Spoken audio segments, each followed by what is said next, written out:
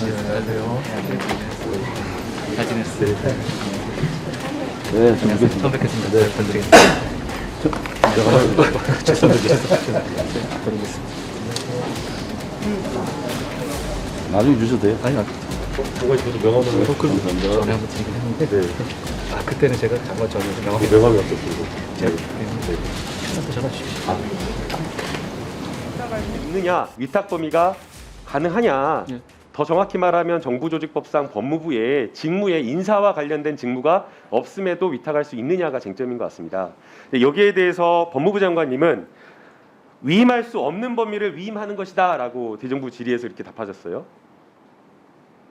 아니, 소관 업무라면 위탁이라는 이름이 들어갈 필요가 그러니까 없죠. 없어도 가능하다라고 이렇게 해석하신 거잖아요. 법무부에 정부조직법에 인사와 관련된 직무가 없어도 위탁이 가능하다 그런 거 아니에요? 위탁의 본질이 그렇습니다. 사무 위탁의 본질이 그것입니다. 네. 제가 한 가지 설명 올리면 개인에 아니, 예, 대해서도 또 개인에 질문- 대해서도 할 수 있거든요. 예, 또 사인에 질문 대해서도. 드리겠습니다. 그러면 그런 만약 유권 해석이라고 한다면 국방부에도 위탁이 가능합니까? 그거는요. 이게 저희가 이 업무 성격이 사실을 확인하고 그걸 법적으로 문제가 되는지 확인하는 것이잖아요. 아니 업무에 거기 들어가 있지 않는다라면서. 안 하죠. 누가 국방부에게 그걸 위탁을 하겠습니까?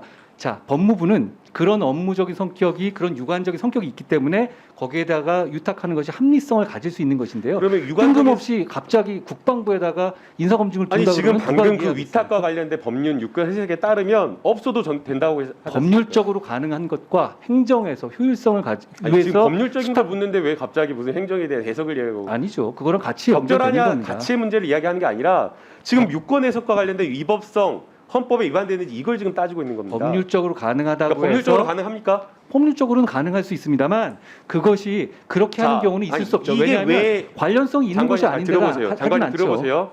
예. 왜 이게 문제가 되냐면요.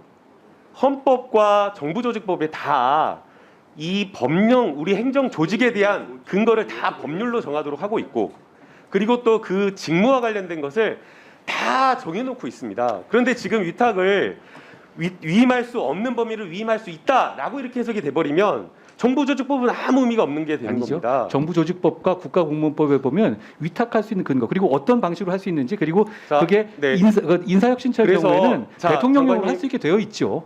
그 지금 법무부 업무보고에 따르면 인사검증단에서의 인사검증은 1차 검증이고 또 2차 검증은 민정수석 뭐 공직기관 비서관실에서 한다. 민정수석실은 이렇게 없어졌으니까 예, 공직기관 비서관실에서 한다 이렇게 이야기를 하는 것 같아요. 그래서 이제 추천과 검증을 나눠서 한다라고 이렇게 이야기를 하는 것 같은데 아닙니다. 분산시킨다. 추천하고는 관계없는 이야기. 분산시킨다라고 하는 것 같은데 그러니까 추천은 다른 것이 1차 하는 검증의 것이고요. 내용이 어떤 내용인가요?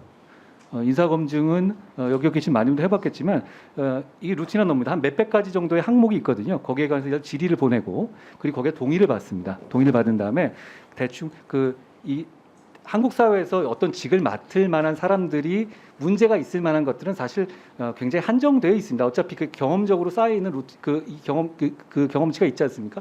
거기에 맞추어서 그거 여부 그리고 그 주장이 맞는지 그리고 공적 문서를 해석해서 그것과 부합하는지를 검증하는 것이죠. 판단한다 그 말인가요? 아닙니다. 제가 말한 판단은 이 사람을 그 보직에 두는 것이 적합합니다, 안 합니다. 이게 판단인 것이고요. 이 사람이 어떤 문제가 있어 보인다. 이 이슈는 이런 상황이다라고 하는 정도의 그러니까 객관적인 문답해가지고 사실관계 오면 그거 검증하고 거기에 대해서 위법한지 아닌지 문제가 있는지 아닌지 이런 거 객관적인 사실에 대한 판단한다. 객관적인 그럼 2차 검증은 뭔가요, 장관님? 예. 2차적으로 보면 역시 그것을 보고 그 내용에 대해서 어떤 이 단계에서는 어떤 보직에 과연 그 보직에 이런 상황에 대해서 적합한가 아닌가 판단을 하는 부분이죠. 지금 대통령실의 또 이제 업무보고 설명자를 보면 대통령실에 집중되어 있었던 권한을 분산시킨다라고 했는데 예, 그렇습니다. 지금 보면은 공직기관 비서관, 뭐 인사기획관, 인사비서관, 인사일 담당관 전부 다 검사 출신입니다. 그분이 검사 출신인 거하고 지금은 아닌 것이고요. 그게 출신 기관이 어딘지가 영향을 줘서는 안 된다고 생각합니다. 예. 추천과 관련되어서 다 인사 검증까지 2차 검증까지 전부 다 검사 출신 동일한 어떤 직분에 있었던 사람 그리고 대통령과 가까웠던 그런 어떤 측근에 의해서 검증이 될 때 과연 지금 법무부에서 설명하는 설명대로 이 집중되었던 검증 인사와 관련된 그 검증을 분산시킨다라고 하는 긍정적 효과가 있다라고 생각합니다. 예, 지금 그 과거에 제가 지난 정권만 말씀드린 게 아니고요. 그 동안에 있어서는 정권이 바뀌면 사실 이게 그 몇만 건을 했을 겁니다. 제가 해보니까 한 자리를 하기 위해서는 여러 명을 하게 되거든요. 그러면 그 자료와 그 객관적으로 어떻게 했었는지 자료가 다 없습니다. 그런데 지금 저희는 부처의 루틴 업무로 됐기 때문에 이걸 보존하게 될 것이고 그 방식이 이어지게 될 겁니다. 늘공이 되겠죠. 그런 식으로 되면 이게 왜 영향이 없겠습니까? 그리고 우리 박 단장도 와 계신데 제가 이분 전혀 모르는 분이었거든요. 그러면 이분이 해오셔가지고 저한테 나가기 전에 제가 나가기 전에 한번 보는 게 전문인데요. 저희가 보고가지고 입장을 갖고 있고 그런 문제는 이걸 못 본 척하기가 어려워집니다.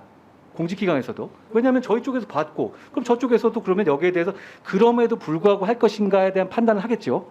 그런데 과거에는 이게 다 한 몸이었잖아요. 한 군데였었으니까 이게 사실 판단과 그게 적합성 판단을 한 사람이 하게 되겠죠.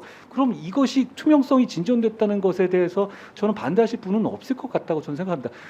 저도 예전에 이 업무를 한번 해본 적이 있는데 예전 업무 같은 경우 기본적으로 누구를 시킨다는 전제에서 좀 맞춰놓는 방식으로 운영되기가 쉬워요. 왜냐하면 같은 임명권자, 추천권자의 같은 조직에 있으니까. 그래서 지금은 저희는 이 사람들이 어느 직역에 갈지를 모르는 상태에서 보는 겁니다. 그리고 그게 루틴한 몇백 가지 걸 체크해가지고 그걸 넘기는 것이고요.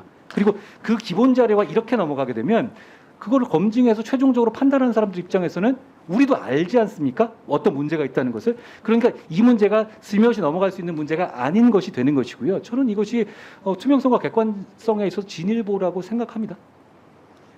예, 수고하셨습니다.